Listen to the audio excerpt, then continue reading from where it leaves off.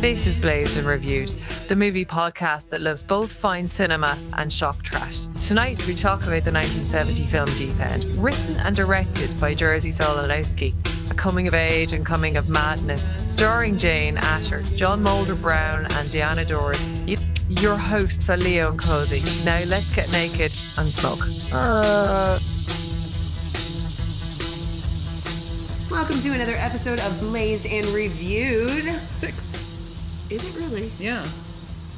Oh my. This is 6. Well, and we're continuing with the canon. Hopefully, if you catch up, we're gonna, we always reference back. But so, tonight we are watching a movie called Deep End. This was a virgin watch for Leo, and she didn't love it. So, we have many things to discuss. The best part of this movie was that we watched it on Plex and there were ads. There were so many ads. There were a lot of ads, and it really broke up the movie so that I could breathe and take a breath, because I've seen so many movies that are absolutely pointless. Okay, like I don't even understand. I know why you didn't make your budget back. Let's put it that way. I fully understand about a lot of movies. Okay? Mm-hmm. Like that list is endless. We will never cover any of them here. To be fair, I have this love-hate relationship with movies from the 70s. And while I never knock points for bad special effects or anything like that, I understand that they were working with what they could work with. I am a stickler for acting. So I'm going to actually go out. I originally said I was going to give this bitch 3 stars, but I'm going to raise it to 4. And that is because the acting is stellar enough that I'm going into this podcast, I could not tell you the plot of this film. I can tell you things that happened. I can tell you that the Oscar goes to the hot dog man. The hot dog man. We'll get to the not for his performance, but for just the access of hot dogs. I think this movie was sponsored by hot dogs. Point being, though, but the acting is top notch to the point that, no, it has no plot. It has no purpose. It does not. But you actually believe that. This is not terrible acting to the point where you just want to turn it off. The acting is so top-notch that I could not understand their motivations, and I wanted to stop them and ask them why they were doing the thing. It can be called pretty chaotic. And I think, too, there's not really any likable characters in this movie. There's no one you really root for necessarily. Hot Dog Man, yes, the hero. And kind of fiancé, because the fiancé gets the raw end of the deal. I thought he was going to be like a dickhole. Not so much. And maybe he is. I don't know. His character's not fully developed. But he seems like a product of the times. He's not exactly. He's got the little bit of macho riz going on, but he's not like a douchebag. He's not an asshole. He's fine. And let me just say he can do better, okay? He can do better. He is the fiancé. So a quick synopsis. So the movie is about a young man named Mike who's 15 years old. He gets his first job in a bathhouse in Britain. Now, I thought a bathhouse was sort of like where you go for a spa treatment, but I think people are just bathing here.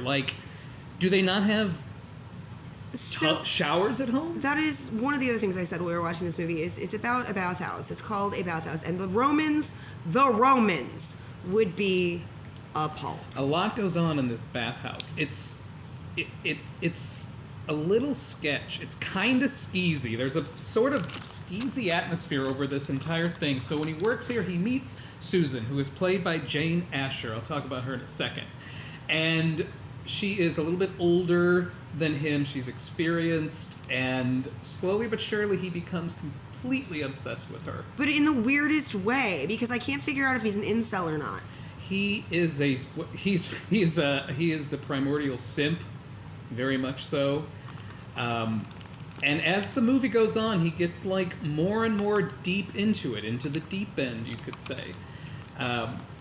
And there's this movie. There's some questionable content in it. Spoiler alert! But it is very much questionable content. Is that how we're going? Okay, we're actually going to put a minor disclaimer on here.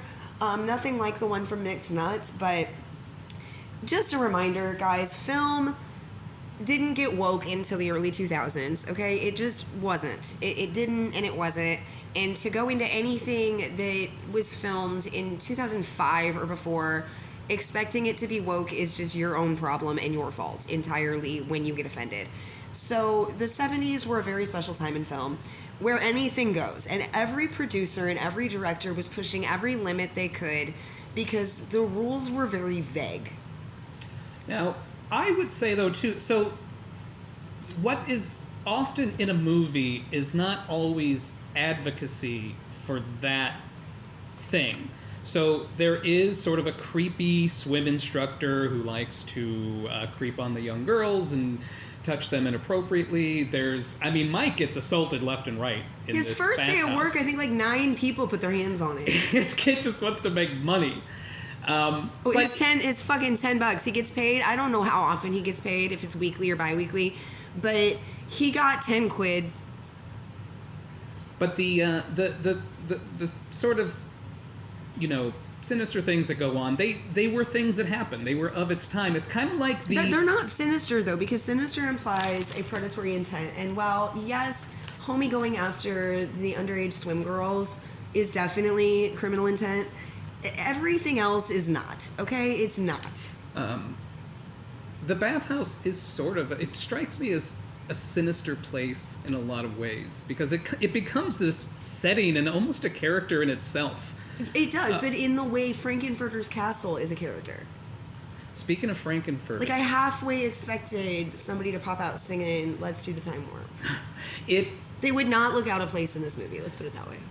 Well, interestingly enough, Jerzy Skolanowski, the director, he had a very, it was hard to pin him down for what he was, because he made this sort of movie, this British New Wave, but he also made movies like Mesmerize, which is where Jodie Foster hypnotizes John Lithgow and pulls his teeth out. Yep. And he also made Eastern Promises with Viggo Mortensen, where he's butt naked in a fight.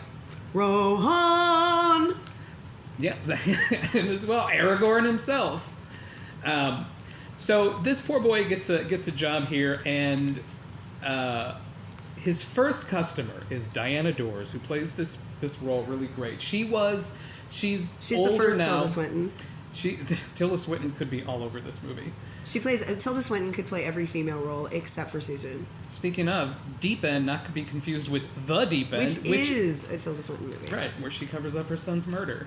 So Diana Dors, who was in the 50s, so about 20 years before this, she was like a Jane Mansfield. She was a va-va-voom sort of bombshell. And here she plays very much like herself. She's a little bit older, she's a little bit bigger, she's past her prime. And really loves soccer. And so they hint to Mike that he can make easy money if he basically indulges the guests in their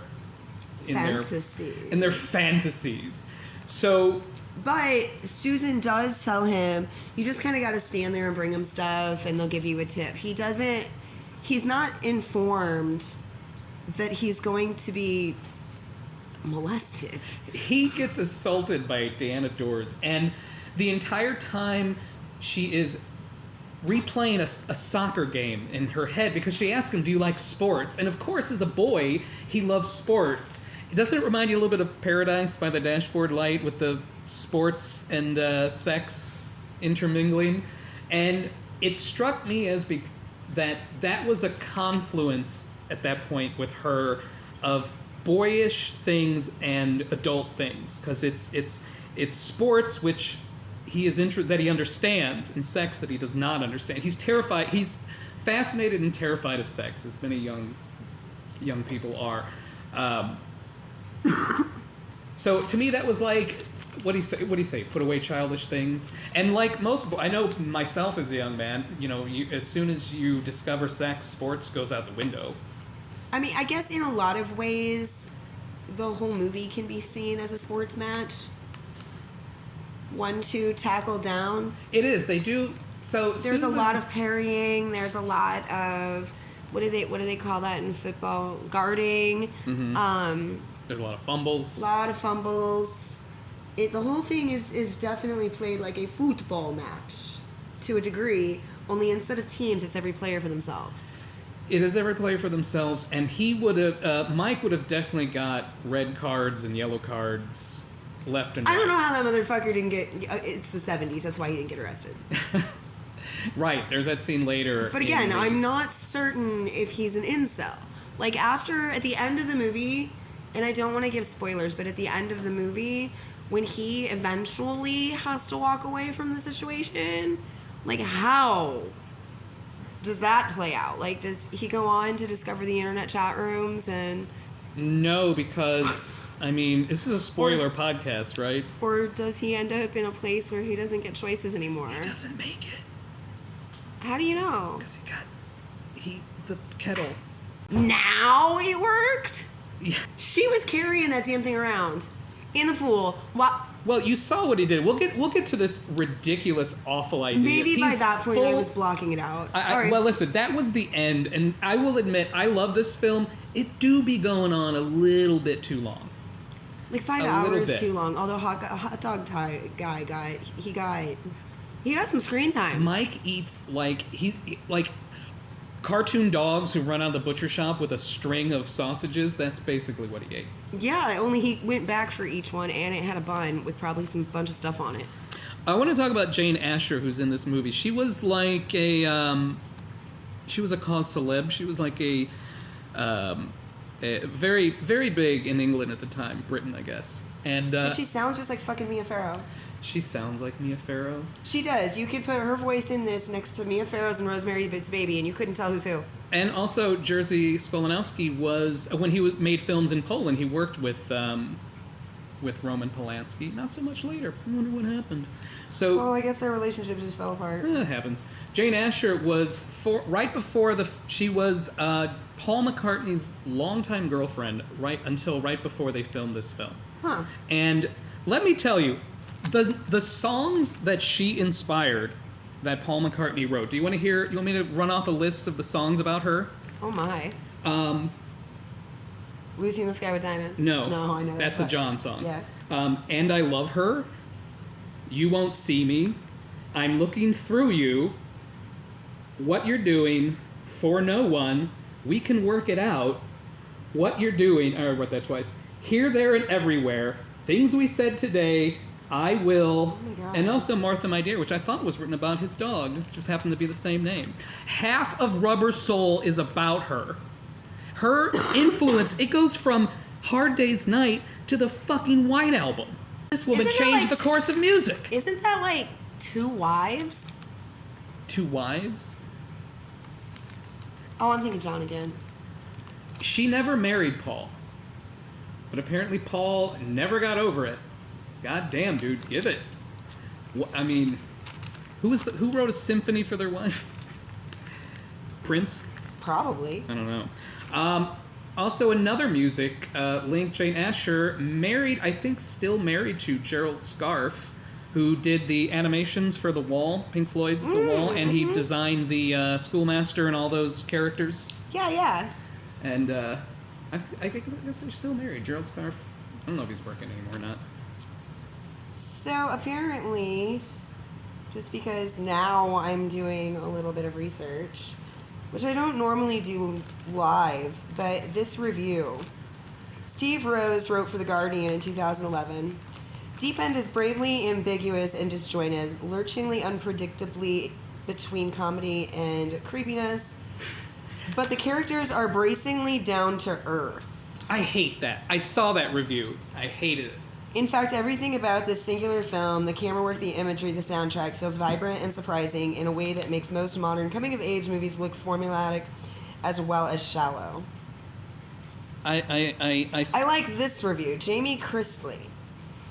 Kolomowski's hallucinatory, dissonant, yet compelling tale of hormonal confusion. That's better. That's more on the nose. That is the plot of this movie, listeners. It's not ambiguous at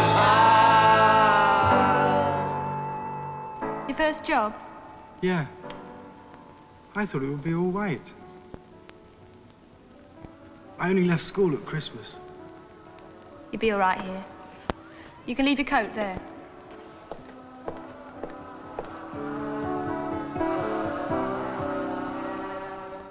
You know, old chap, ladies of a certain age tend to favour polite and obliging young boys. So do some gentlemen. Yeah. Well, first you... I'm not to wait on ladies, am I? We'll see. First, you scrub it out. I know some women would tip you 10 bob for nothing, really. Just for imagining things. Yeah. Live show, sir. On now. Only 10 bob. She takes everything off. Film show too, sir. You'll find it very educational. Close the door. Oh, it's Angelica. Do you fancy her as well? Do you know this girl? Do you know her? Well, it depends what you mean by know her. Yeah, but you know her name. What do you do with all your money, boy? And we're back.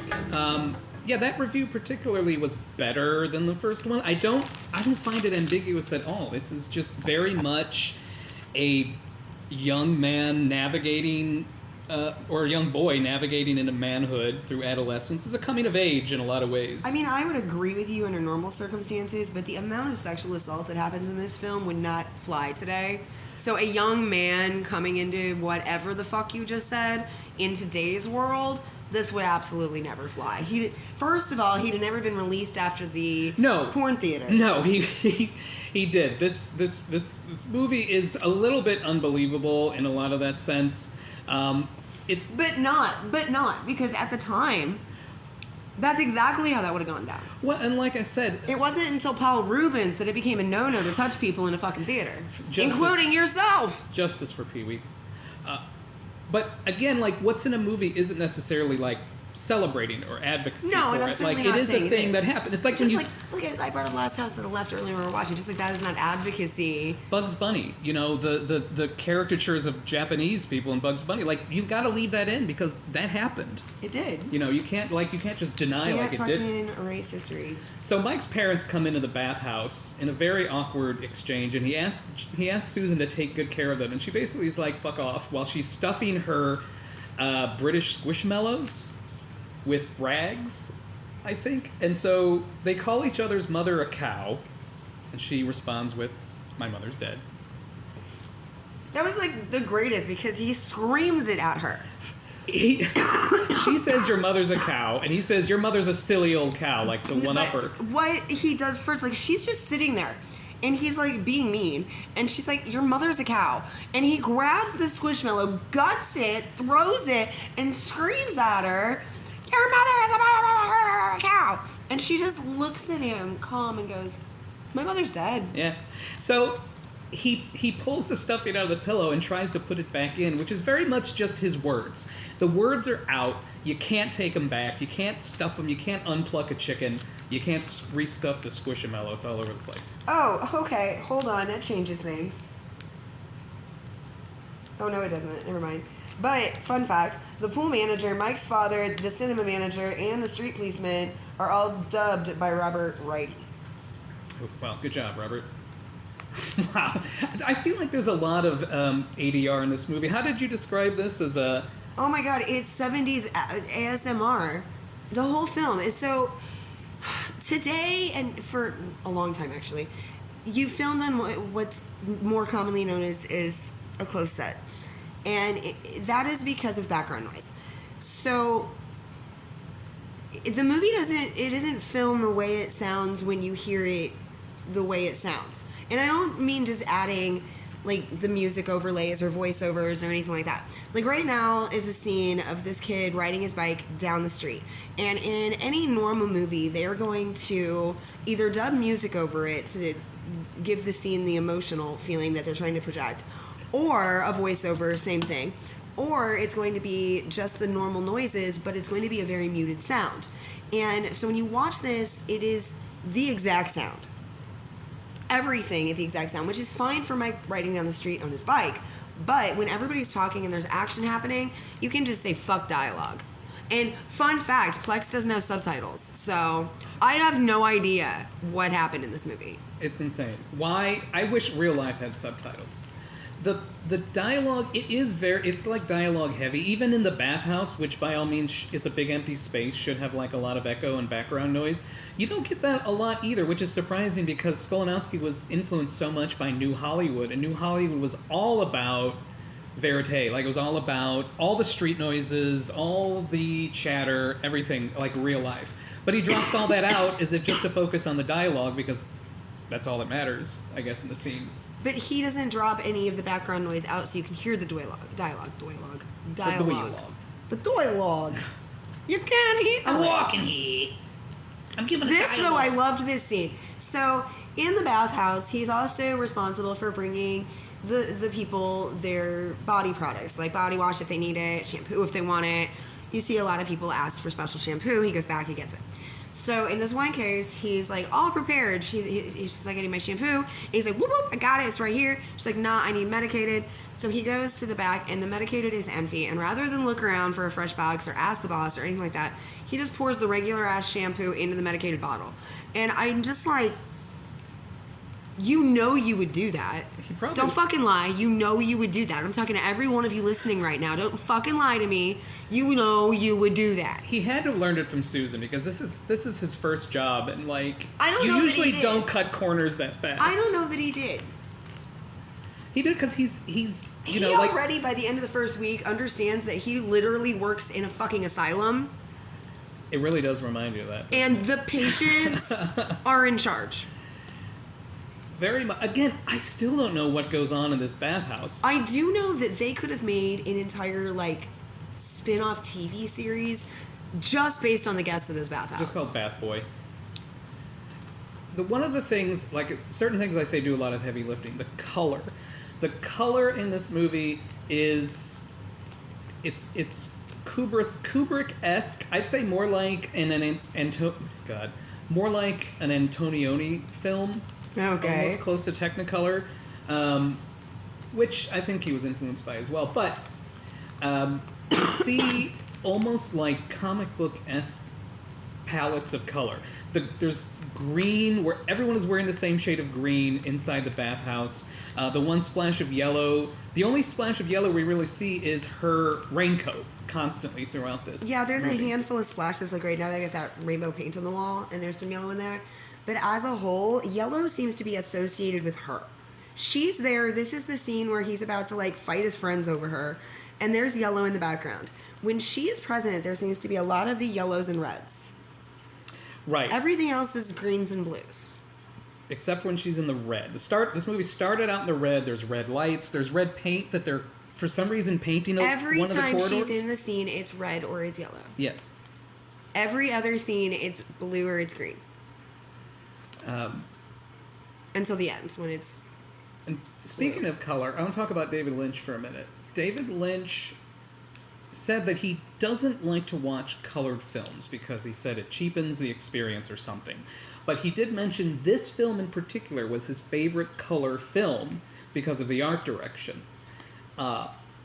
And I tried to watch last night. There's a documentary, it was on Criterion. It's Lynch and Oz. And this thing was supposed to be all about the influence of the Wizard of Oz in all of David Lynch's work. And I wasn't buying it. It was a stretch by far. So don't watch it. I can understand the surface connection between David Lynch and the Wizard of Oz because of David Lynch's intense use of color. Right. Okay, but... Except when he makes black and white. But David Lynch treats color like a character. He directs it. He creates what he wants you to feel from it. It's its own thing. Right, like he said, the most important thing is what you point the camera at. The only reason The Wizard of Oz is celebrated for what it is because it was the first of its kind. It shocked the shit out of moviegoers that first theater watch because nobody's expecting Dorothy to walk out into a fucking Joseph in the Technicolor Dreamcoat. It could, because when I was a kid, before we had a color TV, and no, I did not grow up in the fucking 50s. Okay, we Grandpa. just couldn't afford a color TV. I bet you don't have grandchildren yet either, do you? Anyway, so I saw The Wizard of Oz on like a little black and white TV, and then when I finally saw it in color, it blew me away. All of a sudden, like, it started out like, oh, I know this movie. It's just like I watched it, and then it turned Technicolor. Oh, that's one thing they try to link with Lynch is that, and when he made Dune, Arrakis has sepia tone like Kansas. Or it's a fucking desert planet, maybe. How about that? Yeah, I always took that to be the association for the dry, arid. I mean, it's just a desert. It's literally a desert. Yeah, desert. It's like if you filmed in the Sahara, and it's like, why did you choose these colors? Like, I didn't. Just like a tropical island, you always think about bright greens, bright pinks, bright reds, bright yellows. Right. In a desert, you think about browns, almost camo color. Yeah, it has nothing to do with The Wizard of Oz. Like bright pops of color don't survive in a desert. He does like curtains. He does put a lot of people behind curtains. Anyway, fuck that movie. I could not sit through 2 hours of like this movie just doesn't end. I feel like this would have been... Everybody celebrates this movie. Like, I just was doing this cursory research, and like all of these amazing people that I have mad respect for, like David Lynch, are like talking about how this is on the 100 movies to see before you die list and whatnot. I'm like, this is like the last one on the 100 movies to see before you die list, because you'll die waiting for it to end. So if you could make your own edit of this movie, it would be about a boy's first day on the job. He steals a cutout of a stripper, and then he eats a lot of hot dogs. That would be the focus. We can keep the ending. The enters, ending was flawless. It ends with him facing off with Kobayashi. No, the end was fucking flawless. Although I suppose you could replace her for the hot dog guy. Sure, just that's what I would choose. I would totally no. That is boy in love with a hot dog vendor. That is what it would be. In the first day, she takes him to lunch at this hot dog vendor, and now the obsession begins. He gets fatter and fatter as the movie goes on because he has to buy a hot dog just to talk to her. She won't talk to him unless he buys a fucking hot dog. No, you're still including the incel thing. As soon as she turns him onto the hot dogs, his obsession becomes the hot dogs. Okay, you know when Leo doesn't like the movie and starts turning it into another movie. I have to. A better movie that you like better. Yes, because and then review that one. Only way I'm going to make it through a second watch. I don't know if our listeners know this, because we have like no listeners. But for those of you who do listen, thank you, we love you.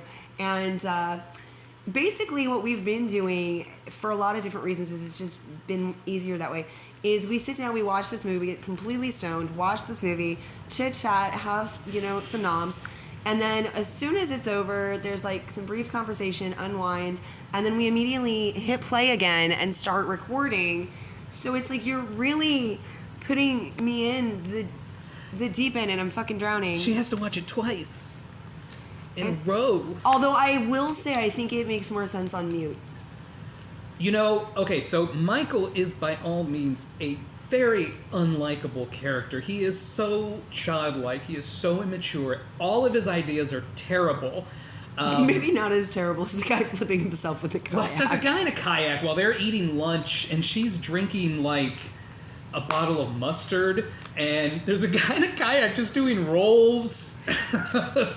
I guess they're supposed to be they're not lifeguards. There's no lifeguards in this place. Yeah, I don't know. But the thing that I did like too is that you're absolutely right. This kid, like, if this were my child, like, I would be wondering how much a post-birth abortion costs.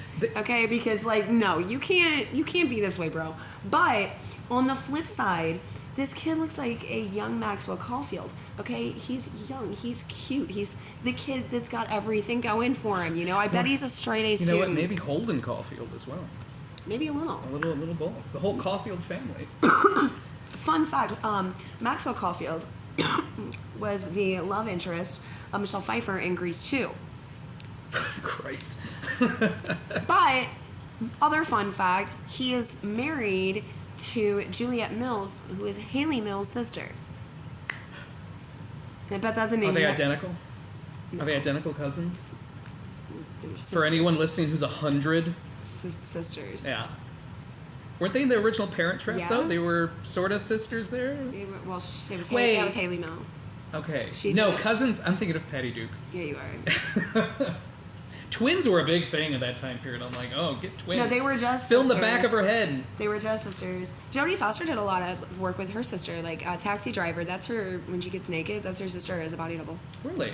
Oh, speaking of this scene in Taxi Driver, so Skolanowski did love New Hollywood and Scorsese, and this scene is a lot like when Travis Bickle takes Sybil Shepherd to the porn theater, not knowing that it's a terrible idea, and she's disgusted with him. So that, but also tell me, like, where can we get the porn to watch? I want to Look at those chocolate things. Treats. Thanks. Thank you, sir.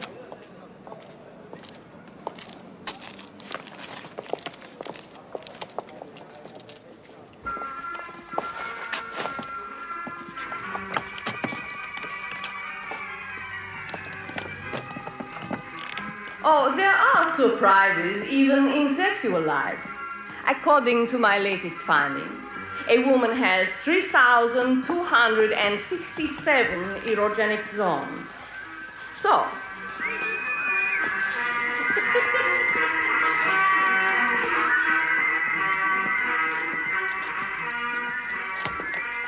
good evening. There are many misleading theories about the subject of women who are so-called frigid.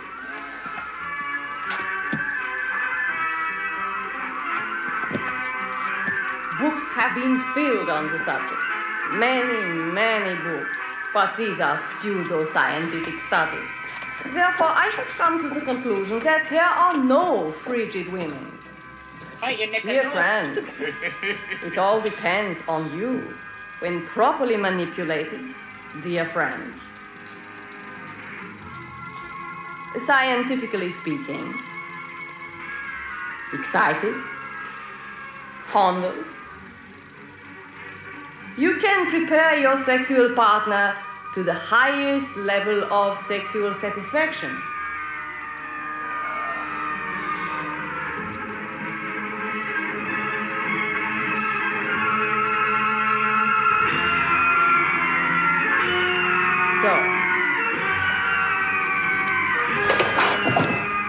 What's that?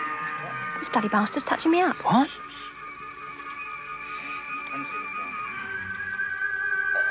I'll get the manager. Yeah.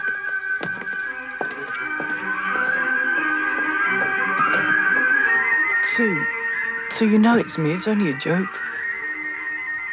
Right, I would love to watch this porn they're watching. I get porn in the loosest terms, a very British sense of porn, because they pass it off as an educational film, like they often did. Like you pass off. What was it called?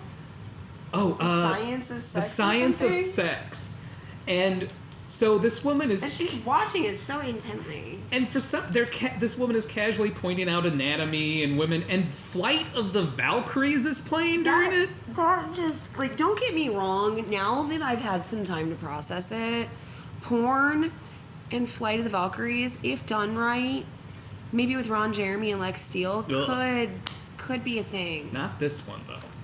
No, and Ron Jeremy, Wrecking Ball, Ron Jeremy, not, yeah. Yeah, I'm not gonna touch it. Yeah.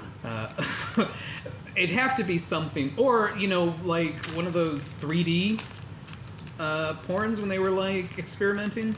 VR. Why not just a porn version of the Ring Cycle? That could work. A big, thick Broomhilda. Ha.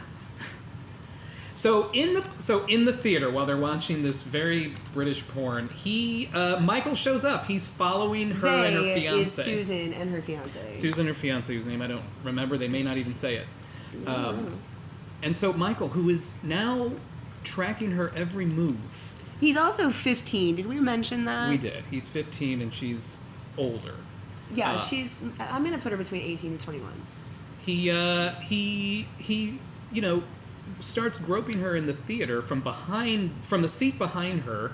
Her fiancé goes to get the usher, who later calls the police. After she kisses him. He starts, like, lounging in the seat like... He's king shit. Like he has just eaten the best Godiva chocolate ever. That's what I look like after eating, like, a fudge bar. Like a dark secret. Yeah. And he doesn't really get punished that much. The owner of the theater... Yeah, no, they totally Jeffrey Dahmer, and they're like, we know where you live, kid. Keep it straight, and go away. The theater guy gets punished more for allowing a 15-year-old to buy... I don't think he bought a ticket, though. I think he just snuck in there. No, he bought a ticket because you see him in the ticket line while she's looking at the posters. Oh, okay. My mistake.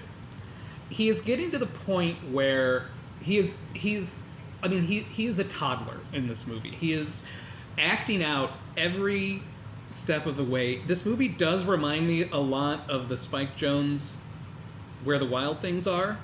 Yeah. In the sense that boy was also navigating adolescence, and the monsters, the creatures, were all of his emotions he couldn't contain. He battled giant cuddly creatures in pajamas, okay?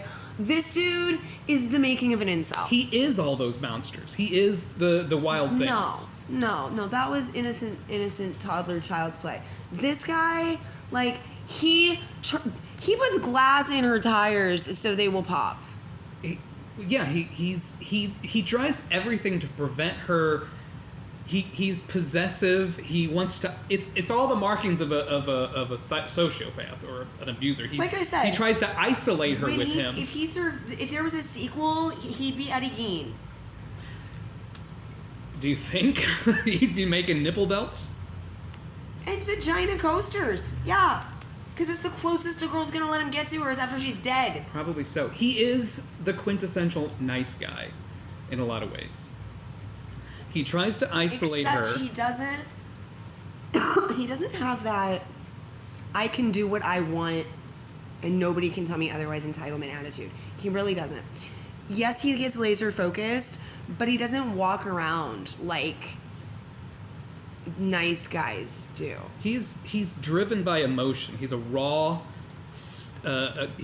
snake mating ball of emotion. But he's not telling Susan, you should dump your fiancé and be with me. Because he's not reasonable. Until way closer to the end. Because he doesn't know how to tell her this. He thinks he can love her into loving it. It's as to go back to Orlando, nice it's another you belong to me. Why? Because I adore you. And he very much is trying to love her into loving him because he adores her. There's the first tie-in, which is actually not the first tie-in. It's just the only tie-in we've mentioned so far. Since it got mentioned, since everything somehow all ties in and we have our own little blazed and reviewed universe where everyone lives happily together. Technolust going back here is, even though Technolust came way after this movie, we watched this one after, so following Technolust with that techno green. Oh, we do see all the colors of the Tildas from Technolust with her yellow raincoat, the green, which is the exact shade of green that they have constantly in the background of Technolust. Yeah, there's some blue that pops up. I mean, Technolust really does. The color does a lot of heavy lifting in that movie too. And I've pondered if this movie might have been an influence at any point. Consider how hands-on Tilda Swinton was with Technolust. She would have seen this movie. She would have definitely seen this movie.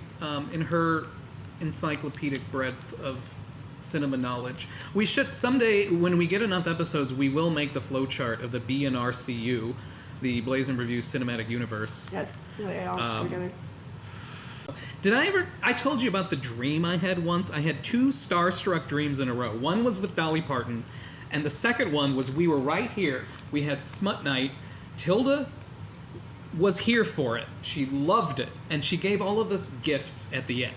And she gave me her planner from the year before. You told me that, yeah. Yeah, and I was so, I was so emotional and excited about it because it's like, oh, it's so full of like notes and receipts. I'm gonna see what Tilda Swinton's Starbucks order is. A year in the life. Yeah, see when she made doctor appointments. I mean, that sounds like kind of creepy and obsessive. No, but it'd be really just cool. The idea to be like... In a lot of ways, if somebody were to give you if I were to give you my planners, I full well expect you're writing my memoir. Well, it just seems like a very personal thing. It's like someone giving you a tooth because that thing accompanied you and was one of your most important... Maybe she wanted you to use it to build an art piece of Tilda.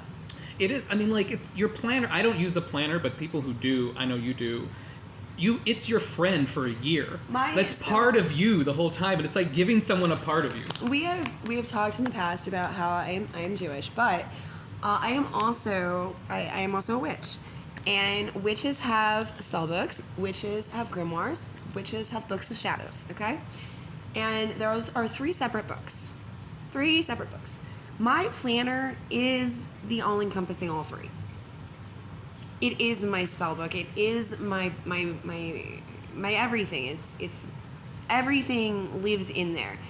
And it started many years ago because I could not be trusted to utilize all of the cool digital productivity apps, as amazing as they are on my phone. I could use them just fine on my computer, but on my phone or on my tablet, because I discovered games on my phone and on my tablet. And I have ADHD and autism. And those two don't go well together with productivity. So, write it down. Not to mention, science has proven if you write it down physically, it will stick harder in your brain. And we're still talking about the Tilda Swinton plan or dream that I had. Oh, yeah. And we're watching a movie. Because this movie, there's just nothing to talk about. Like, we've literally already said it all. I'm just waiting for the end to come so that it's not a big spoiler in another 4 hours when we get to it. So, homie just pulled the fire alarm because he didn't like that his not girlfriend was making out with not her fiancé. Right. So, Susan does a lot of cavorting around. I don't think she's a sex worker. I think she just has sugar daddies. And let's also mention that the supervisor of this place, he thinks he's like the man in the high castle. Like he's running a hospital and not just a place where people come and scrub their asses. Yeah, like, so the fire alarm goes off. And yes, it was pulled on purpose. Like, we know that, but literally no one else knows that.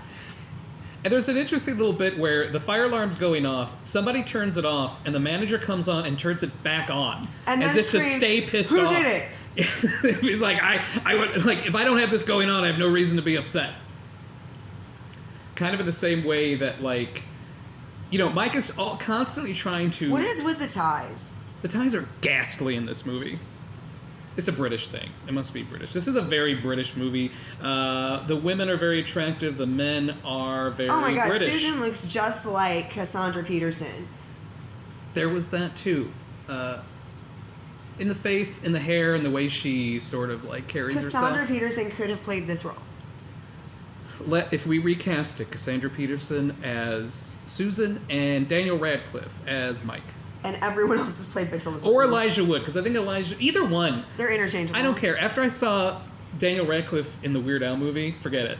Oh God, wasn't he amazing? I loved it Wasn't he fucking amazing? Do you know the only reason that Weird Al would not allow Daniel Radcliffe's voice to actually be used for the film was because the whole point was that it's a parody? Oh yeah. He wanted to use Radcliffe. But at the end of the day, it wasn't going to work because the whole thing is a parody. It had to be Weird Al dubbing Weird Al. Had to be. And I get it, and I appreciate that. But what kind of fucking endorsement is that? That Weird Al would rather have you just done your own vocals than dub himself over you. It's so great. We literally are talking about every other fucking movie in the world. I hate biopics so much, and that one is the but he did that himself. You hate biopics that are done when people are fucking dead and have no say-so. That's what I mean, which is all of the rest of them. Weird Al did this entirely on his own and then fucking released it on the Roku channel. But it's such a reflection of his work. That's why it's so brilliant. Because of course he's going to be he's Weird Al to the end. So... But there's elements of truth all sprinkled in there, which makes it so much fun. And I love it. I can't drop the spoiler. If you guys have not seen the fucking Weird Al movie, you've got to go do it because the ending alone. So my son. But to be fair, I could see Madonna with the Mafia. Okay? But my son was telling me about it. He didn't know it was a parody, and he's like, "Did you know Weird Al dated Madonna at one point?" I'm like, "There's absolutely no way. What are you fucking talking about?" So we've got the red car with Susan. Again, we're at a point where Michael is doing everything in his power to keep her away from other men. He intrudes on her and her fiancé. He just tried to jam his bike under the car to prevent it from fucking leaving. Which just gets ran over. He's so awful. It's a bicycle, not a motorcycle. He's so, like, again, now and then characters... they just use this one room, I guess, this one bathroom to just, like, hang out in. Yeah, it's got a bed. It's got a bed, and it's got squishamallows. And porn on the walls. And it's got porn, which I think that could be Diana Dors in her youth, pinned up on the wall. Half naked lady. Yeah. You know, and you know, the theme of this movie goes on throughout, so it doesn't really change that much. Tell me, what is the theme? Because, as I watched this movie, I told myself this is normally the part where I would add a puff piece. This is where I would just fluff it up and make it sound good, you know, a Siskel and Ebert style, and talk about the use of color and theme. Color we can do in spades. We already did that. But please, pray tell, what is the fucking theme? The way I see it, I take the theme to be sort of this boy who's entering adulthood, has no idea what he's doing. The same way he has no idea what he's doing in this bathhouse, because the bathhouse, again, seems it's just his first job, and he goes into it and like all of these things happen to him. Women are all over him for some reason. He's getting tips for favors from these people, something he did not expect, and he is both fascinated and terrified of sex. He never seals the deal, even when he has a chance to. Some girl from his school shows up, puts his hand on her breast. He's aghast by that. He goes to a prostitute who gives him a discount because she has a broken leg, and he tries to leave over and over again. And then finally Susan lays with him, and he just can't do it. So the theme is he's an incel. Well, no, because incels are involuntary celibate. He's got women throwing themselves at him. He could get laid. He could be with a woman. He just doesn't. He's too scared. Okay, that's fair. That is fair. And he's really, and also because he doesn't reason with himself. Like, he should know not how to behave, but he acts on pure emotion. Like Daphne from Scooby-Doo. Wait a minute. Is she in purple and purple and green? Perfect. Also, she also just likes to psychologically torture people. She's absolutely that way. She's narcissistic and manipulative in that way, where a lot of young men, their first crushes are these women that are unavailable to them, who just greystone them. Yeah, but see, the thing here is she's available to everybody. She is, but she taunts him and manipulates. I don't think I can't say that. She plays with him like a cat plays with a mouse. She sort of represents, with her red hair, There's no motivation. The color red is used for like anger and passion in this movie, and her red hair. I don't know if I couldn't say that. Again, that's no mistake. Use of color is her colors are the yellow and the red. She is always surrounded by the yellow and the red. Like, there's the yellow strip, and they're about to paint that wall red. Okay, exactly. And that symbolizes, and you'll notice there's the bright red and the dim muted yellow.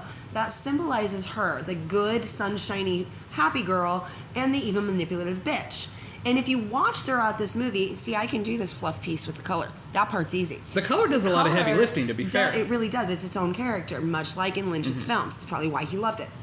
Because in these scenes where she is the one you're rooting for, she turns on a dime. Everything is so very yellow. But when she is this person that you can't fucking stand, everything is so very bright red. Right. Where the other color is then muted in the same scene. But she does, like I said, turn on a dime with this sort of coy, girl onto this, manipulative woman.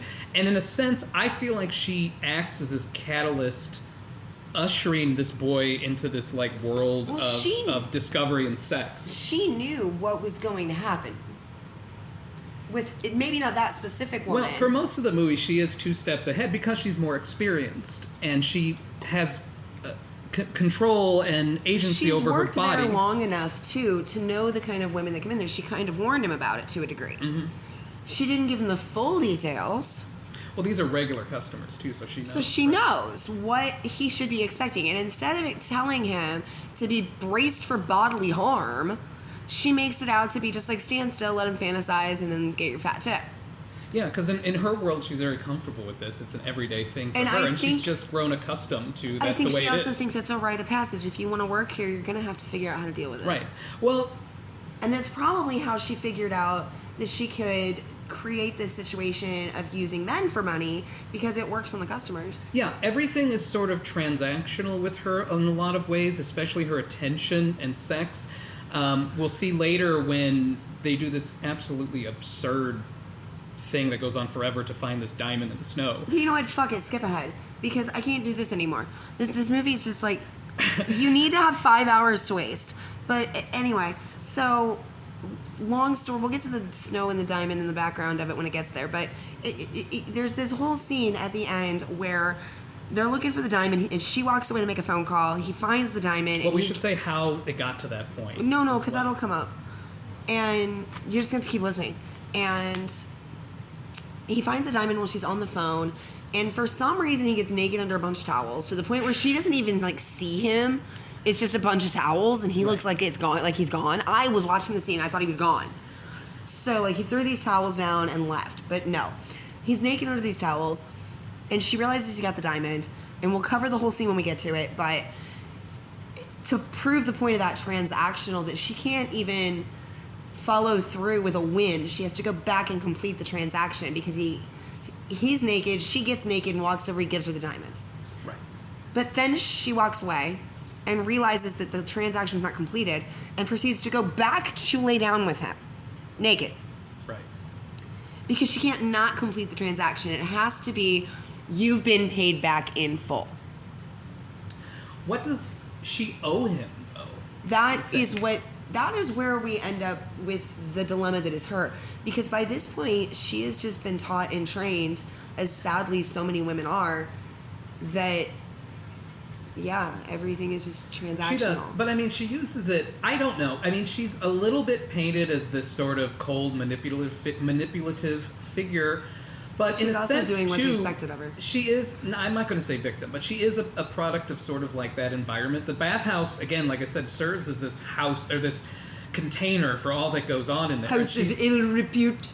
She's like institutionalized to an extent by, you know, what is demanded of her, what is expected of her. And she uses that to her advantage in a lot of ways, just for money. You truly can compare it to the Russian bathhouses. And we've seen a lot and talked a lot about that throughout history with what went down in those bathhouses, but never from the perspective of the servant.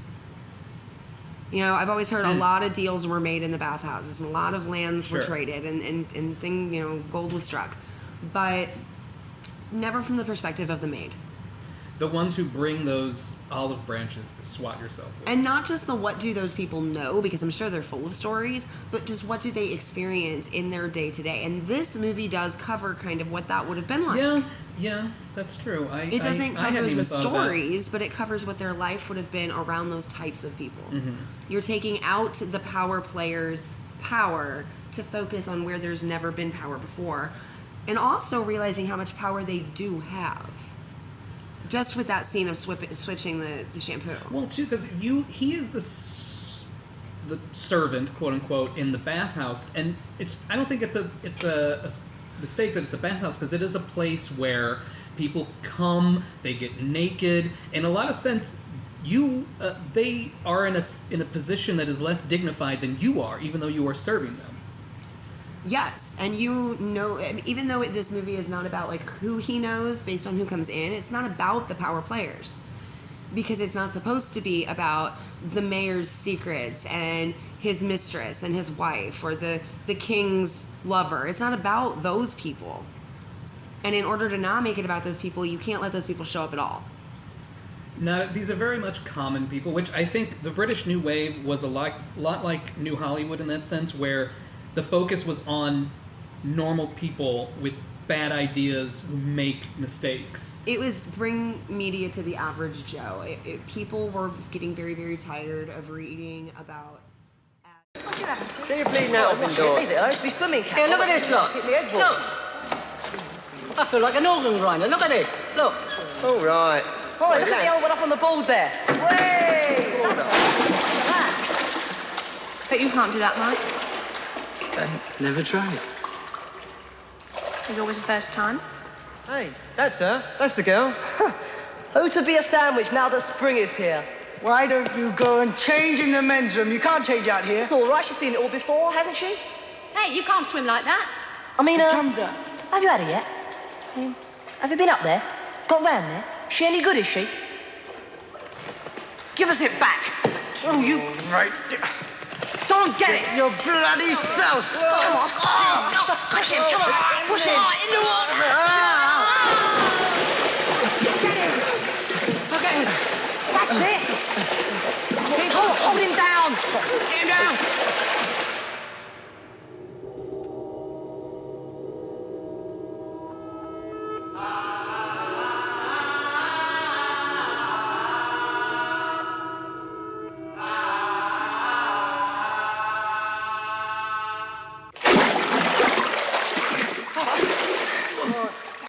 At the time, 60s, 70s really were a time when the media was becoming more globally accessible, and more people were buying TVs.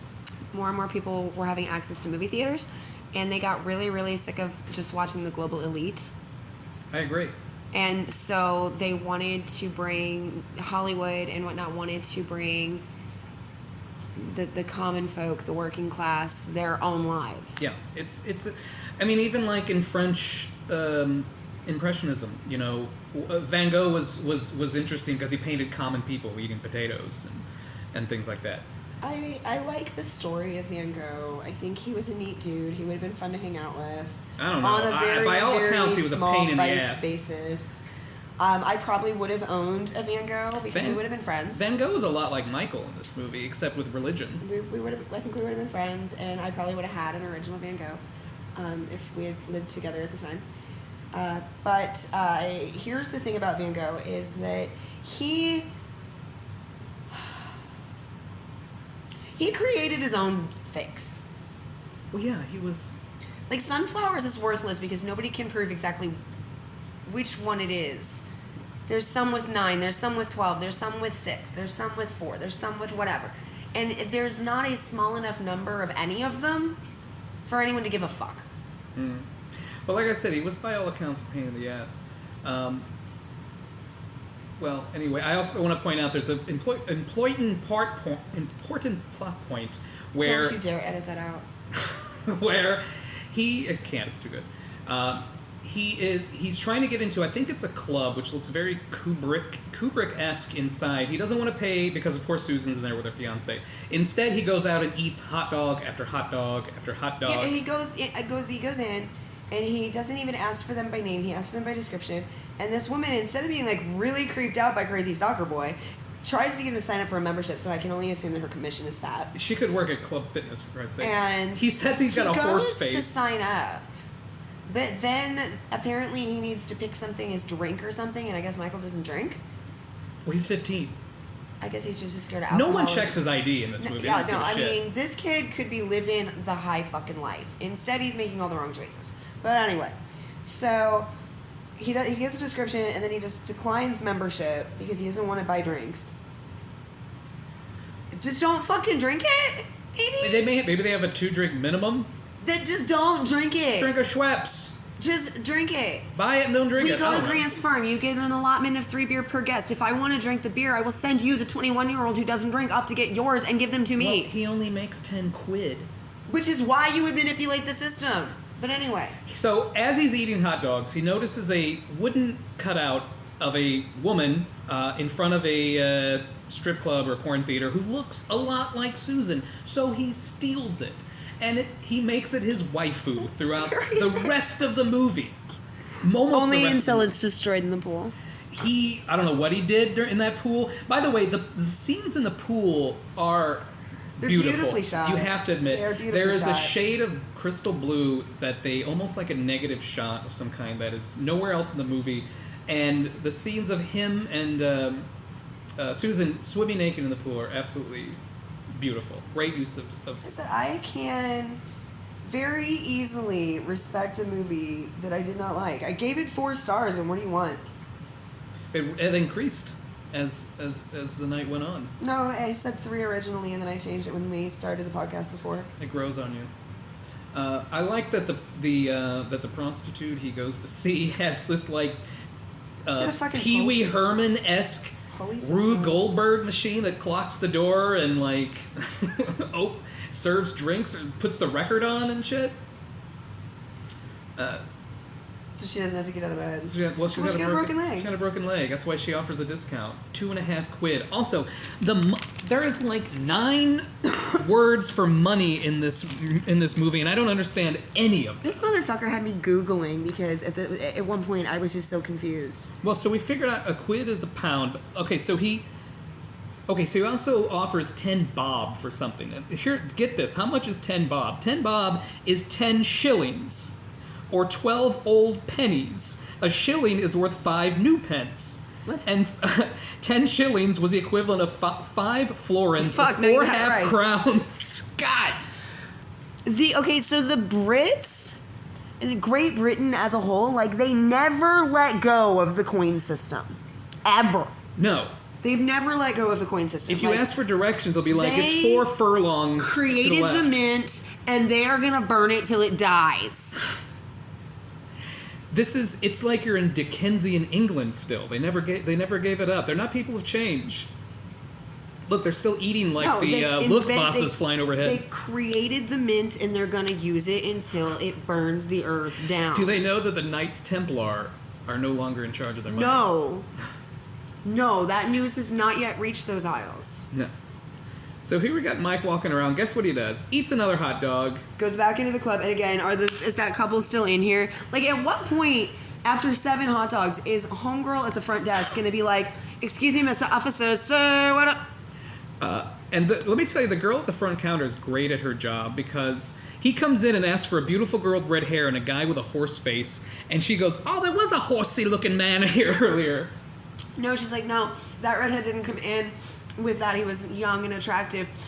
But another man came in earlier, was a bit horsey." Right. No, he wants to describe the fiancé. He's like, he looked like a piece of shit. To be fair, he had lying eyes. He does kind of have a long horse face. And, not only does he eat a bunch of hot dogs, he meets 2 girls and just starts feeding them hot dogs. He's a big advocate for hot dogs. Michael and I get along like that. Is it because it's a wiener-shaped food? No, I think he's probably never fucking had it before in his life. Never had a hot dog. Kiki ate a hot dog.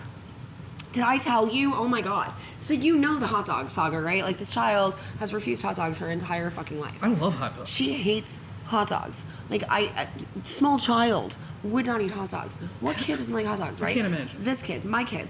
But she went to see Sonic with Faye and Gavin, and they DoorDashed Sonic when they got back. Hold on, they went to see Sonic, like the movie? Yes. And ate Sonic. And then DoorDashed Sonic when they got back. Of course. Because Faye said she was craving a footlong. And Kiki said she wanted to try one. And she ate the shit of that. Oh, she ate the thing gone. What has she been missing? Dude, I fucking love hot dogs. What are you talking about? I eat Street hot dogs. Almost every day at work, I eat a hot dog. Like, to be fair, the pickings are slim at Chester's, but it's free, so I'm not going to complain. Now, on Country Fried Steak Day, man, if I could plug an ad for Chester's Country Fried Steak. Is that the gas station one? Nuh-uh. It's at my work. Chester's exists only for LHM employees. It's like I can't even send guests over there to eat. It's for us and us alone. What the hell? No fair. I think we're just hungry. There's cheese dip in the crock pot. I know. Yeah, but it's all the hot dogs. And the one Chinese man in London. By the way, this movie was shot in Munich, except for these exteriors. Supposedly the exteriors were shot in Britain. But yes. So we got a Polish director shooting a British film in Germany. It makes sense. And we get to the point where he jumps on the train, the underground or whatever. With his cardboard girlfriend. With his waifu to confront Susan. Which now has clothes on it. Well, he right. That tells you a lot. The fact that he stole that from the prostitute and clothed. No, he stole it from in front of the theater. He brought it with him to the prostitute. No, he didn't, because she was naked when she fell on top of the prostitute, and the prostitute was rubbing her legs on her. Yeah, he put his own coat on the cutout. Oh. Because he couldn't sully Susan's absolute purity by showing her naked in public. Took it to be that he couldn't be seen with a naked cutout. No, he wanted to make Susan, because he thinks that's her. He wanted to preserve her modesty because he is the white knight protecting her. And of course, he wouldn't want anyone else to see her naked except him. And all the other men she's fucking. Well, that's not important. It is, because he pulled the fire alarm the last time she tried to. The treachery of men. And the treachery of women. Poetry. So he gets really violent and emotional, as he does throughout this whole fucking movie. All right, he takes the cardboard cutout, and she's sitting on the train, minding her own fucking business, and he shoves the cardboard cutout at her. And at first he's like, "Who does this look like, Susan?" She never tells him it's not her, of course. To be fair, I kind of feel like if that was me, I shouldn't fucking have to tell you. Yeah. Like, get the fuck out of my face, you creep. But I think it was a calculated response. I mean, in movie terms, anyway. And of course, the cutout is his idealized version of her, because it's the maiden and the whore, because that's how he wants her, but he doesn't want anyone else to have her like that. Like, but he also sees everyone else having her like that. But he's also too afraid to have her like that, even when she presents herself to him. Oh, exactly. So let's do it now instead of later. We do the Blazing Reviews Bechtel test that I always ask. Is there a mother, maiden, crone, or is it one person, all three?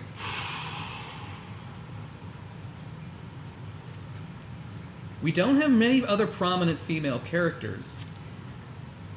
And Susan does change on a dime a lot. Yeah, but the concept of maiden, mother, crone isn't about good versus evil. No. But she is like a teacher, mentor, passing wisdom as his sort of like training him in the bathhouse. So I'm actually going to go with the potential of an all three, but hear me out because you know this is going to be a long-winded. So, short story long, she presents as the maiden. She's young, she's full of life, she's like in a different perspective of this movie. She is living almost a dream. Maybe her job isn't the greatest, but she does have a lot of control there. She's banging all these guys, she's getting a lot of stuff. You know, she's driving this one dude's badass car. So you do have that youthful innocence of I mean, like, I remember being that age and looking back on it at the time. Obviously, I didn't realize it, but looking back on it, how much power I had over the world, and it was amazing. I feel like if Susan worked at a Wendy's, she would probably have the same story arc. Yes, but if she worked in a Blockbuster or Family Video, it'd be totally different. Well, she'd be taking, I mean, she'd have a back room, of course, maybe not a Blockbuster, maybe the old mom and pop with the... Totally different, but she also has the elements of the mother, like you said, not just teaching him things like welcome to your new job and I'm gonna like mentor you to do it, but also in a lot of ways what she is doing is with this manipulation is the wrong way to do it, but is teaching him about life. He is now in the sequel that doesn't exist, he is going to have a different attitude towards women, and she is forever going to be there as a reminder always of what women are, what they can be, what they can do, whether it's good or bad. But then you also do have the crone in that using the manipulation for her own world to get the things that she needs, not just to survive, but to skillfully... She is the people... I don't exactly know what the fiancé does, but she is skillfully maneuvering these men around in her life in a way that takes years of experience. Right, because she's juggling her fiancé. She did not realize what the hell was about to go down when this new piece entered her chessboard. I feel like Mike is not the first Mike. I think that just... he's just the first one to be that fucking nuts. Right. I think that's probably why she didn't have any reservations about, flirting with him and leading him on and messing with him. Because it's like, Mike's come and go. This job probably has a lot of turnover. Another Mike's going to...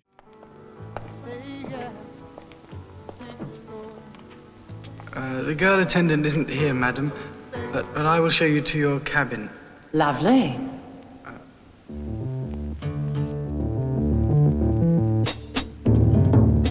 Are you keen on football? All the boys are, aren't they? Yes. One way or another. It's always tackle, dribble, shoot. Yes, but... Why can't you look into my eyes? Look, boy. Stop it. Stop staring at my tits.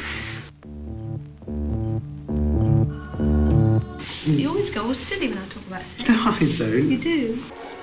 Books have been filled on the subject. Many books. But these are pseudo-scientific studies. Therefore, I have come to the conclusion that there are no frigid women. When properly manipulated, you can prepare your sexual partner to the highest level of sexual satisfaction. So,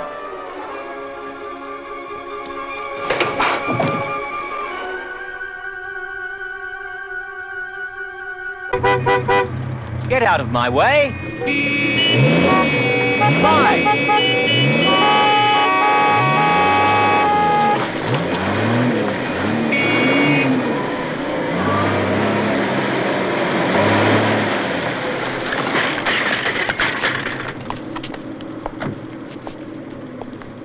Live show, sir. On now. Only 10 bob. She takes everything off. Film show too, sir. You find it very educational. Close the door. Oh, it's Angelica. Do you fancy her as well? Do you know this girl? Do you know her? Well, it depends what you mean by know her. Yeah, but you know her name. What do you do with all your money, boy?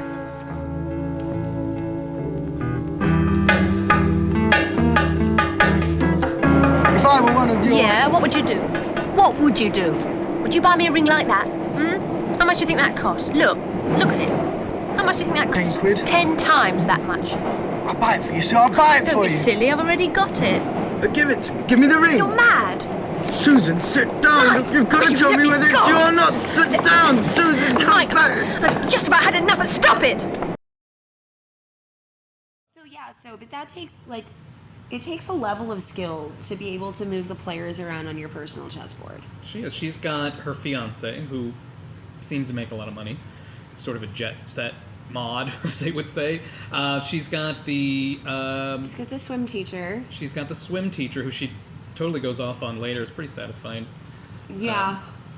And she's got Mike, that she's just As much as you hate fooling her, around with. As much as you really want to hate her, that's because there was some satisfaction of her screaming at that pool teacher. I wish I understood half of what she said. I know, well, they're British, they don't speak English. But, right, and if anything, it was pretty effective, because he didn't get angry. You could see him just shrink and walk off. And we'll come back to that, maybe. Here's the scene in the snow that you wanted to discuss at the time we were talking about kind of at the end with the transactional. Right. And I said we were not going to expand on this, so now we're here, and we have good old Michael and his whitey-tighties for some reason in the snow. It's either a diaper or it's like a baby onesie that snaps in the crotch. I'm 100% certain it's his track uniform from running with the guy at gunpoint. It's a starter pistol, but it looks like he's putting them on a forced march in the snow.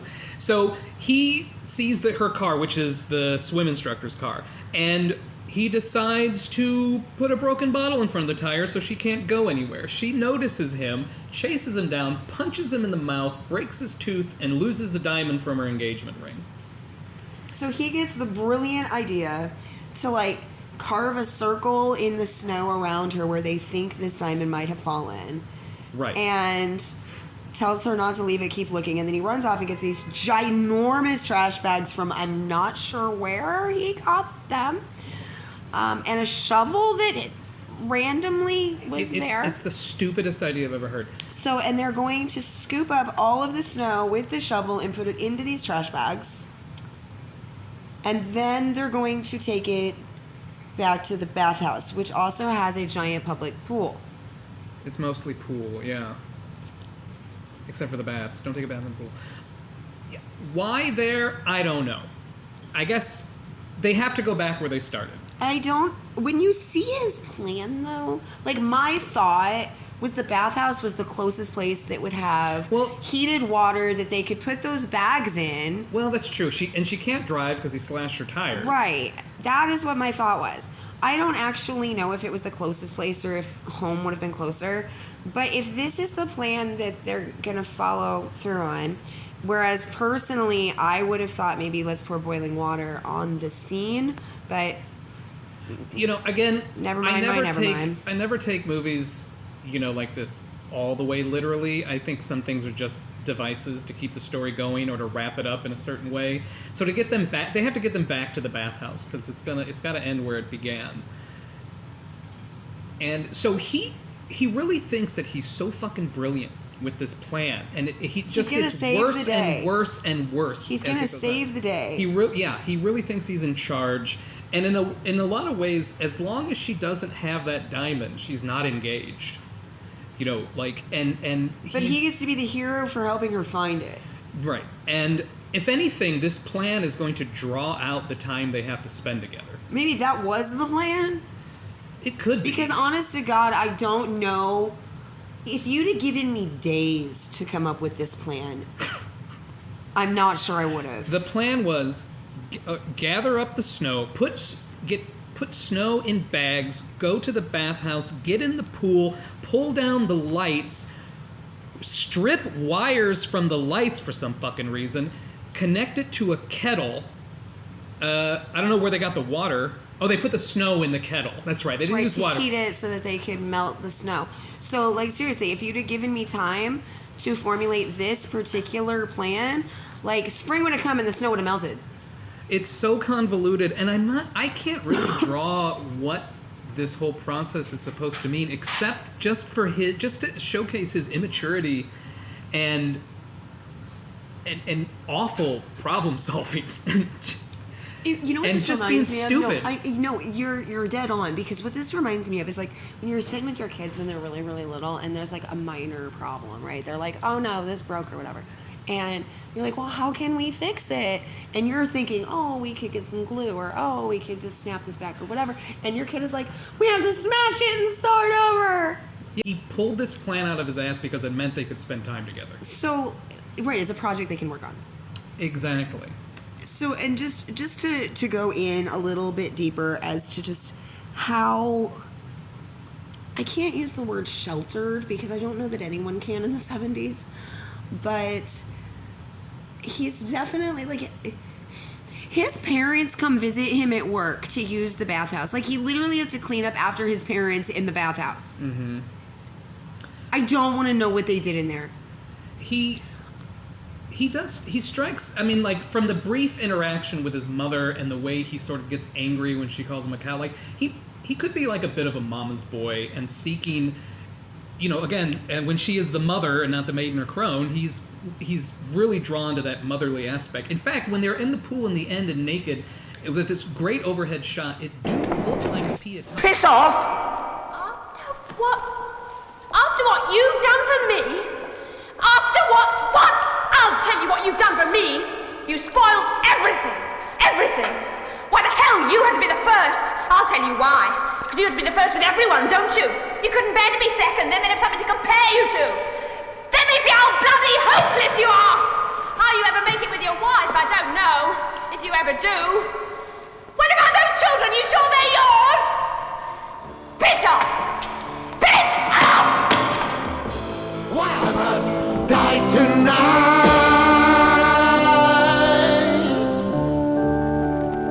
They're naked on the floor of the pool.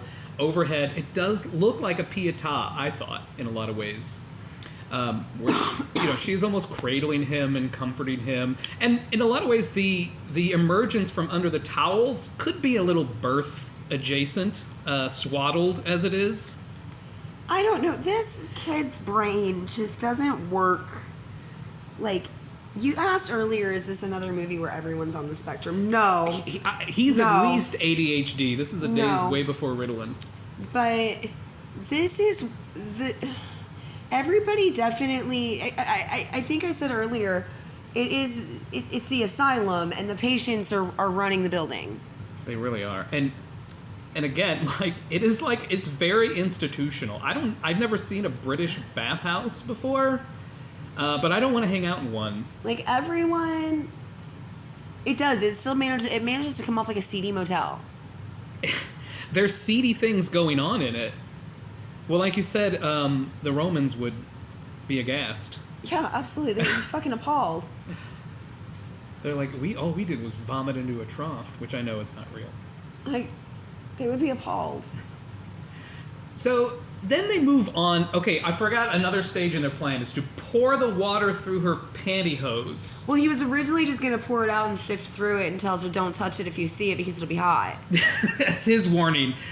Be careful of the hot diamond. So she's like, hold on, we can use my pantyhose. But then the phone starts ringing. And it's her fiancé. And he claps her mouth shut as if that's going to prevent her from talking to her fiancé. This is the noises when the fiancé comes. No, it's not a fiancé. It's a swim teacher. Yeah. Some teaching. Which everyone comes through a window Like at a this portal? point. It's Everyone like a comes through this portal. hole. I'm not sure the people in the pool can see them up there if they're not really looking for them. It goes on for And his rails. question isn't, what the fuck are you doing? It's where's my keys? My tires are slashed. I mean, to be fair, that would be first and foremost on my Probably, mind. but even if that was on my mind as I burst through there looking for you, as soon as I see you sifting through snow with a kettle With your in a pantyhose. pool, what the... Like, how badly do I actually need those keys? Because you're clearly having a moment. One thing at a time. First, my tires are slashed. Now where are my keys? Give me back my hat. Who's that kid? Why do you have bags of snow? What are you doing? Why is the kettle plugged into a light bulb socket? Why did this kid friggin' hotwire this light kettle socket to the light? And also, by the way, kettles in England, 220 volts, not safe to fuck around with. I don't know why everything has to be 220. The kettles I get, because they want 220 throughout England is just based on kettles throughout all of Europe and Great Britain. Yeah, so he's like, give me my keys. And she's like, I don't know. He's like, well, you need to come with me then. Let's go. So she goes and gets her stuff. And he's like, come on, hurry it up. And she's like, fuck you. Yeah, and she just and goes let's off on him. loose this whole string about how I am tired of you fucking ordering me around. I hate you. Leave. And it was glorious. And after she gets the diamond from Mike by exchanging nudity for it. Literally, that's it. She just gets naked and stands there. And when she walks back over to him, where he is naked, he just gives her the diamond. Yeah. She could have just walked away with her life. So again, after that, she goes back in the nude, lays with him, and just like with every other woman, he can't seal the deal. I can't tell if he couldn't get it up, or if he got it up too fast and things just happened, or what. But he's very ashamed, he's very embarrassed, and then proceeds to cling and munkle onto her in desperation. He wants to talk about it. He wants to do all these kind of things. And she's like, no, it's just, it's a thing. Leave me the fuck alone. I talked about... Earlier, when we were watching it, I made a comparison to Jeffrey Dahmer. That's another theme. Some serial killer, usually Ted Bundy. And it's not until I actually put together this end scene where as she is leaving him, he hits her with that light. Right. And what was Ted Bundy known for? You mean Dahmer? Dahmer. Well, you said yeah, Bundy. he sorry. wanted a perfect... As soon as that person was like, man, I should go, he was like... No, bitch, I do not think so. Right, because in a lot of ways, he was desperate for this companionship and someone that he could have completely he too could not perform with a live human. Right, I mean, like Dahmer had that There's mannequin. a lot of parallels here between our Mikey boy over right here and... Dahmer should have stuck with that mannequin. It was his perfect companion. Oh my God, the cardboard cutout! Oh, you were right. You were spot on. You hit the hammer on the nail. However, I will say that this movie could have never been influenced by Dahmer because Dahmer would have been a wee boy. Well, it also happened in 1970. Yeah, he would have been 20 years before. He would have been got just busted. a wee child, not committing any atrocities just yet. In fact, he was the one having the atrocities committed to him at this time. Perhaps if Michael had lived, spoiler alert, to wrap up this sort of twisted Romeo and Juliet saga. In his anger, desperation, he swings the lantern as she's trying to leave. It's the lamp that's plugged into the kettle, I want to point out. The kettle that is still in the pool, plugged into the light, but you missed an element because first the Titanic hits an iceberg and begins to take water. Oh, that's right. Groundskeeper Willie. I guess it's his job. He turns on the pool, and then the lantern, Mike's lantern, the lantern for Mike, hovers above as they... Because they lowered it into the depths of the pool in order to have it low enough to the ground of the pool for them to plug in the lantern. No extension cords in Britain. You have to literally strip well, wires. Well, he plugged the kettle into the actual light bulb socket. Like, he removed the bulb to get the wires to plug to the... What the fuck, Mike? British electricity. I think maybe he just wanted to show off doing shit. He had no idea what he's doing. And Nobody had a kitchen with a fucking kettle and a strainer. Nobody. So, again, as we wrap it up, he is, again, throwing a big hissy fit, desperate, and then the water starts pouring into the deep end where they are. Instead of realizing that the pool is filling up, though, she is, like, still arguing with him. Instead of just like, fuck this, I'm out, there's water now in the pool. She's on her way out. She's trying, but she's too busy trying to grab all of her shit. Well, he's let again, it go, just my like on let the it go, my train. girl. Let it go. He's like, as long as you're here with me, you're mine. As long as you talk to me, I'm special. Right. You know, there is sort of a thing when a lot of young fucking Dahmer. There you go. A lot of young. You think he would drill the hole in her head and pour boiling water in it? The kettle. What is happening? Did this movie just predict Jeffrey Dahmer without the cannibalism part? I think it did. I want to talk to Jerzy Skolanowski, and does he work for The Simpsons? He could be a profiler. He works for The Simpsons. They're always predicting the fucking future. So as she gets hit in the head, the red paint runs, the blood runs, the pool turns red. He flings the light, and the light now becomes a pendulum. So it whacks her and then swings backward, knocking over a table full of paint, which for some reason had no lids. Sure. And the red paint begins to spill into the pool long before you even realize she's bleeding from the head, from the injury. And she would have already been dead long before the freaking light hit her. They're both dead. I don't know. He might drown himself. Maybe he drowns himself. He probably does. He's holding on to her for a really long time. He probably does. And it does flash up for that beautiful shot before the credits roll, so you don't know. Also, you don't see him in death throes. He could well have survived. As the blood is pouring into the blue water, it's really, really beautiful. Well, he is blue and green, and she is red and yellow. Mm-hmm. So that blue and red together started mixing finally at the end. And I think... And that fucking ends this goddamn movie. But I will say that... Don't watch it straight, though. Like, be high. With way more weed than I ingested tonight, because normally I'm smoked out of my gourd. But that didn't help tonight. That really didn't help tonight. You know what? Okay, so I always look at enemy of the show, Roger Ebert. But although I think you may agree with him this time, Roger Ebert said the movie was predictable, which I'm not sure about that. He hated the ending, and the only thing he liked about it was that the boy died at the end. Okay, so yeah, but that part, yeah. But also, I think you had a much better. So what I didn't view like of this movie. is, here's the thing: I don't like dry movies.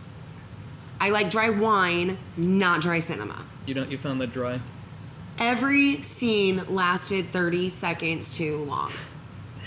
There are not because of prolonged camera shots either. That's a big problem in a lot of movies I have, where you just held that camera angle way too long. Like, let go, call cut, somebody do something, end it. Like, you don't need a 50-second close-up of an eye.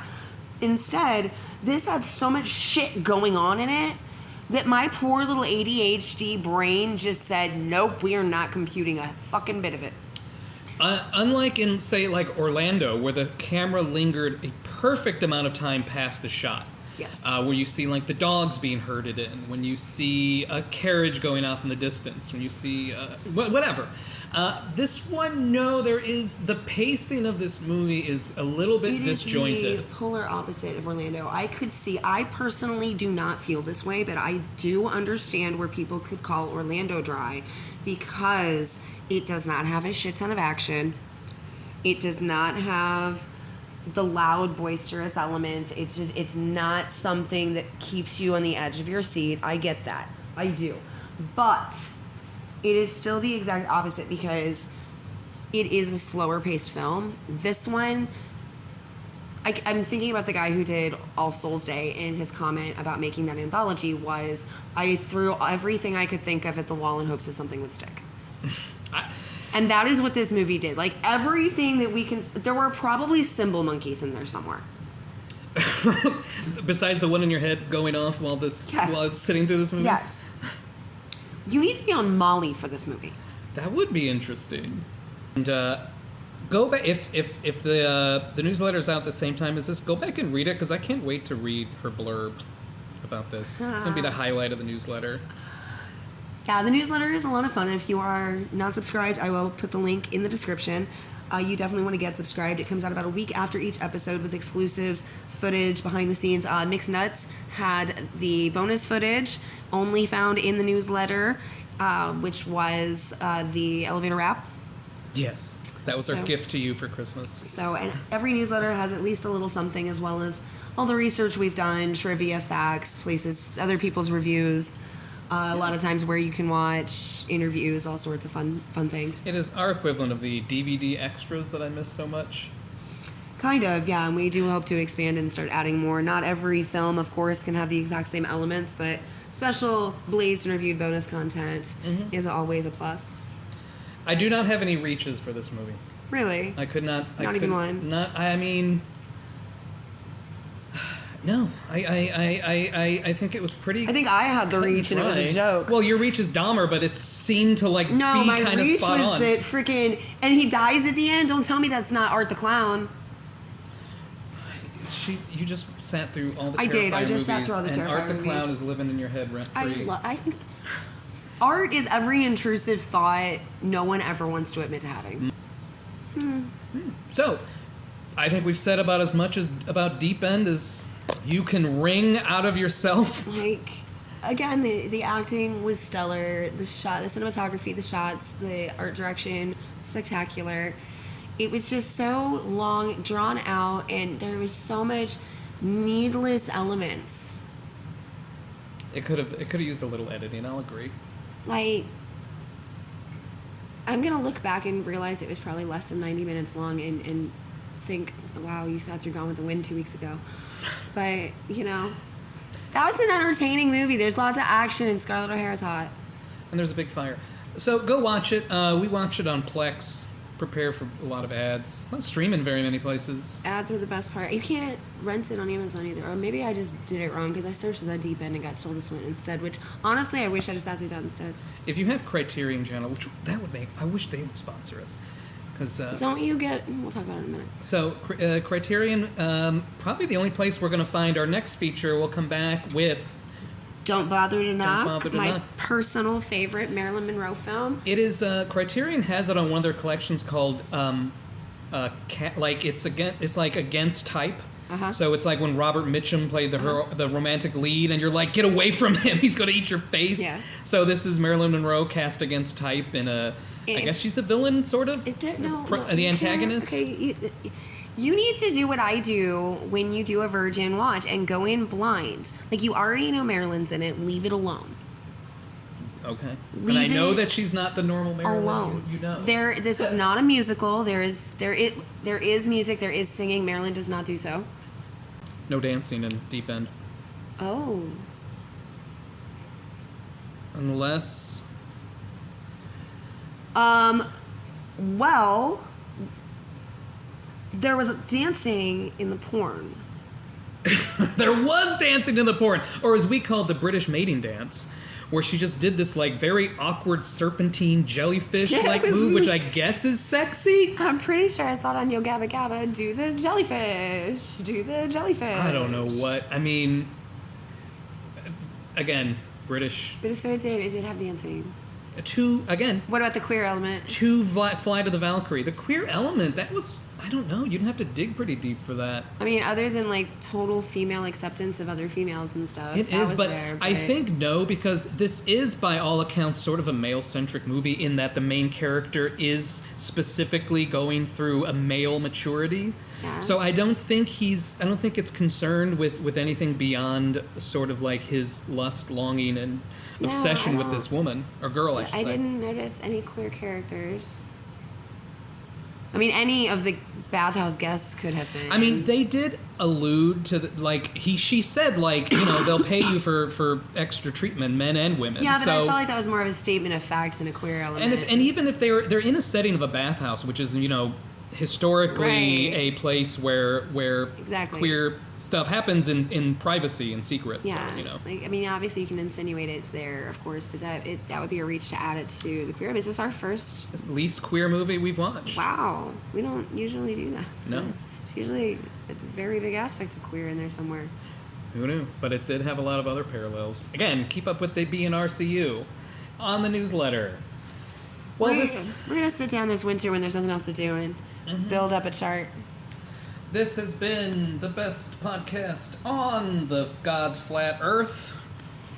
The #1 podcast that you have never listened to, watching movies that you've never seen. Or maybe you found by accident. Welcome. And if not, you're welcome.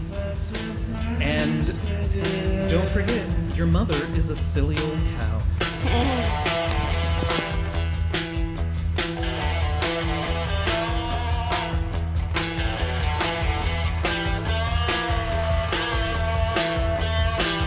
You have just enjoyed, blazed and reviewed. Please join us again when we take another venture into the cinematic hellscape.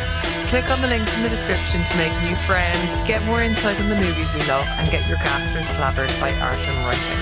Blazed and Reviewed is as a production of Downtown Delphi Studio. And one more thing, we have a mailing list for our newsletter that features indispensable knowledge about our podcast, upcoming episodes, and other projects we cook up.